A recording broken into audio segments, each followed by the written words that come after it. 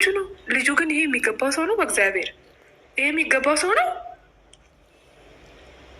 ከቦኒ ሞት ጀርባ ያሉ ከባድ ሚስጥሮች ወጥተዋል ማለት ነው። እነሱን የምነግራችሁ ይሆናል። እህታችን በጣም ታሳዝናለች፣ ነፍሷን ይማረው። ነገር ግን በተሳሳተ መረጃ ትላንትና ቡኒት ራሷን አጠፋኝ ስላልኩኝ ይቅርታ አድርጉልኝ። ትክክለኛውና ዋነኛው መረጃ ዛሬ ተጣርቶ ወጥቷል ማለት ነው። ምንድን ነው የሚለውን እሱን በዝርዝር የምነግራችሁ ይሆናል። ለእህታችን ለቦኒ ፍትህ እንጠይቃለን።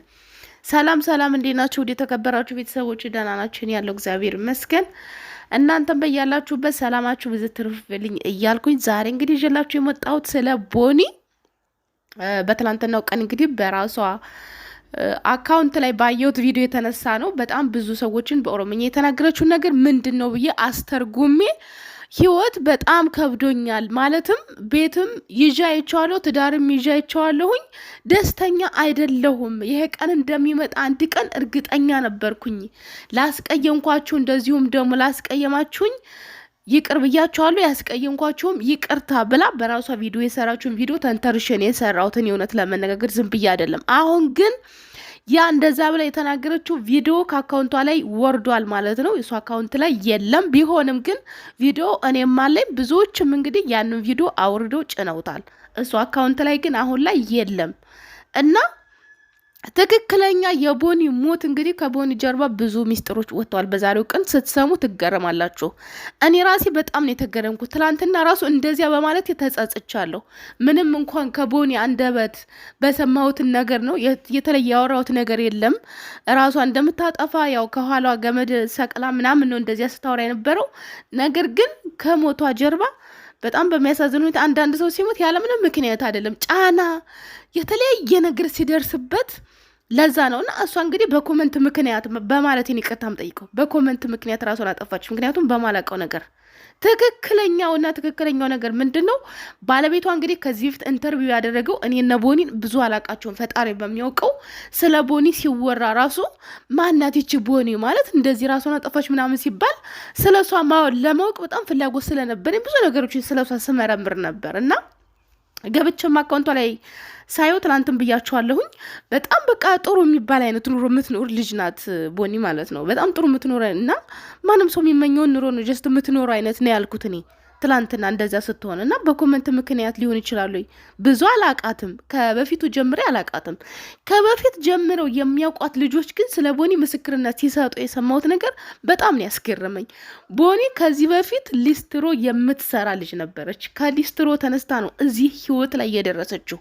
በጣም ነው የተገረምኩት እና በጣም ጀግና፣ በማንም ኮመንታተር የማትጨነቅ ብትጨነቅና ራሷን ብታጠፋ ኖሮ እስከ ዛሬ ድረስ የማትጠብቅ ልጅ እንደሆነች እና ብዙ ስትራግሎችን አልፋ እዚህ ደረጃ እንደደረሰች ፈጣሪ ከአቧራና ከትቢያ ያነሳት ልጅ እንደሆነች በጣም በርካቶች ምስክርነት እየሰጡ ነው ያሉት። እኔ ስለ ቦኒ ሁለት ሰው ብቻ ነው ቦኒ በኮመንት ምክንያት እንደዚህ ሆነ ሲባል አንዷም ቤታዬ ናት። እንደገና ደግሞ ሌላ የሆነ ልጅም እንደዚያ ሲል ሰማሁ። ቤታዩም ያው በደንብ ታውቃታለህ ብዬ አላስብም። ያው ሲወራለት ስለሰማች ላይቭ ላይ እየተናገረችው ተቆርጦ ነው የሰማሁት። ብዙዎች እንግዲህ ቦኒን የሚያውቋት በኦሮምኛም በአማርኛም እየተናገሩ መጀመሪያ በኦሮምኛ የተናገረችውን ወደ አማርኛ እየፈቱ ይሄን እና ያለችው ይሄ ነው፣ ይሄ ነገር ከእውነት የራቀ ውሸት ነው ተብሏል። ሌላው ነገር እንግዲህ ባለቤቷ ከዚህ በፊት ኢንተርቪው የተደረገውንም ያንንም ኢንተርቪውን አምጥተውታል ማለት ነው፣ ጭኖታል። በጣም የሚያስገርማቸው ነገር እሱን መነግራቸው። አስገራሚው ነገር ግን ምንድነው? ቦኒ ራሷን እንደምታጠፋ የሰራችው ቪዲዮ ላይ የመጀመሪያ ላይክ ያደረገው ባለቤቷ ነው። ራሴ ላጠፋ ነው ብትል ይሄ ሪከርድ ተደርጎ ታይዞ ብዙዎች ይዘውታል ማለት ነው። እኔ ራሱ ቪዲዮ አለኝ፣ ከፈለጋችሁም አማመጣላችሁ ይሆናል። የመጀመሪያ ላይክ ያደረገው ባሏ እንደሆነ ያው እንግዲህ ስልኳን ያዘው ሰው መሰለኝ ይሄንን ነገር መረጃ ያወጣው አላቅም። ነገር ግን አሁን በቲክቶክም በዩቲዩብም ሰዎች እያዘዋወሩት ይገኛሉ ይሄንን ቪዲዮ እና ሌላው ባሏ በጣም በኮንፊደንስ ቀና ብሎ ኮራ ብሎ ሲናገር ከዚህ በፊት የት ቻናል ላይ እንደሆነ ጣቢያ ላይ እንደሆነ ባላውቅም በርካቶች እንግዲህ በቁጭት እየተናገሩት ያለው ነገር በኮንፊደንስ ሲናገር የነበረው ምንድነው? ሌላ ፍቅረኛ እንዳለችው ከቦኒ ውጪ ቦኒም በዚያን ጊዜ ሁለቱም ፍቅረኛዎች እንደሆኑና ይችም እኔን ካላገባኝ ራሴን አጠፋለሁ እያለችው እንደነበረ ያችኛዋም እኔን ካላገባኝ ራሴን አጠፋለሁ እያለችው እንደሆነ ሁለቱም እኔን ካላገባኝ ራሴን አጠፋለሁ እያሉ ሲጣሉበት እንደነበረ ኢንተርቪው አድርጓል። ይሄን ደግሞ ኢንተርቪው ሲያደርግ በኩራት ነው። ይሄ እንግዲህ የሚያውቁ ልጆች ናቸው። የተናገረውን ነገር ፈተው ወደ አማርኛ ይሄ እያለ ነው። ይሄን ነገር ሲናገር በኮንፊደንስ ነው። ለዚህ ልጅ ይሄን ሁሉ መስዋዕት የሚገባው ነው በእውነቱ እያሉ ብዙዎች እንግዲህ ሀሳባቸውን ሲሰጡ ቆይተዋል ማለት ነው። እና በአጭሩ እሱ እንደዚህ ነው ያኔ እንዴት ነው የማያውቀው? ይሄን ሁሉ ነገር እንዴት ሊደርስላት አልቻለም? ሰው ሊደርስላት አልቻለም። ይሄን ቪዲዮ በሰራች በ2 ሰዓቷ ነው ራሷን ያጠፋችው ተብሏል። ይሄ ሁሉ ሰዓት እንዴት ሊደርስላት አልቻለም? ይሄ ሁሉ ነገር ሲሆን ባለቤቱ አይደል ወይ? ከዚህም በፊት እንግዲህ ከ6 ቪዲዮ ምናምን በታች ይመስለኛል ከ4 ቪዲዮ በታች ነው የሆነ የሰራችው ቪዲዮ ነበር። ቀይ ቢጃማ ለብሳ የሆነ እጇ ላይ የሆነ ነገር ተለጥፎ በጣም ብዙዎች እሱን ቪዲዮ ራሱ ፎቶዋን እየቆራረጡ ምንድን ነው ሚስጥሩ እያሉ ይገኛሉ። ብቻ ዞሮ ዞሮ ታሳዝናለች። ሴት ልጅ ግን ራሷን ስታጠፋ ራሷን አጠፋሽ ምናምን ለምንድን ነው የሚባለው? እውነት እኔ ራሱ የተሰማኝ ነገር ስላልተለንተናም ሲጀመር አላመንኩበትም። አንድ ሰው እንዴት ነው ይህንን ያህል ኑሮ ከመሬት ተነስታ ፈጣሪ አንስቷት እንደዚህ ለውጧት ተለውጣ ጀግና በጣም ኮንፊደንት የሆነች ልጅ ናት። በነገራችን ላይ በጣም የመስራት ብቃት ያላት ገና ብዙ ነገር የመስራት ኃይል ያላት ልጅ እንደሆነች ታስታውቃለች። እዚህ ደረጃ ደርሳ እንደዚህ ፌመስ ሆና ምንም ነገር ከዚህ በኋላ የሚያቀታት ልጅ አይደለችም። እንዴት ራሷን ታጠፋለች ያለ ምንም ምክንያት? እና የሆነ ነገር ከጀርባዋ እንዳለ ግልጽ ነው። ይሄም በኮንፊደንስ እናገራለሁ እኔ ራሴ ግልጽ ነው። ምንድን ነው ሚስጥሩ? ፎቶ ተይዞባት ነው ወራቁት ፎቶ። እውነትም ባሏ አንጀት እንደተባለው ሌላ ሴት ጋር ሄዶ ሌላ ፍቅሮ ሌላ ግብቶ ሌላ እፈታሻለሁ ብሏት ነው ወይ? ፈጣሪ ወቀው። ነገር ግን ከጀርባ የሆነ ነገር አለ። የሆነ ነገር ከሌለ እንዴት በኮመንት ምክንያት በጭራሽ እኔ ራሱ አላምንበትም። ምክንያቱም የምትሰድብ ሰው ብቻ ብትሰድብ አይደለችም። ሁሉም ሰው እየተሰደበ እየተረገጠ ብዙ ነገር እየደረሰበት ዛቻ ማስፈራሪያ እየደረሰበት ነው እየሰራ ያለው። ቲክቶክም ሆነ ዩቲዩብ ላይ ብዙ ሰዎችን እናውቃለን። እነ ሊያ ምናምን ለምሳሌ ስንትና ስንት ነገር እየደረሰባቸው ይሄ ነው በቃ መከታከት ያለ ነገር ነው። በእሷ ላይ ነው። በዚያ ላይ ልጅቷ ደግሞ የሰው ነገር የምትነካ አትመስልም። በጣም የዋህና ገራግር ነገር ናት። እና እንደተባለው አንጀት በኮመንት ቢሆን መጀመሪያውኑ እንዴት አላቆመችም? ቲክቶክ እንደዚህ የምትበገር አይነት ሴት ብትሆን አይደለችም።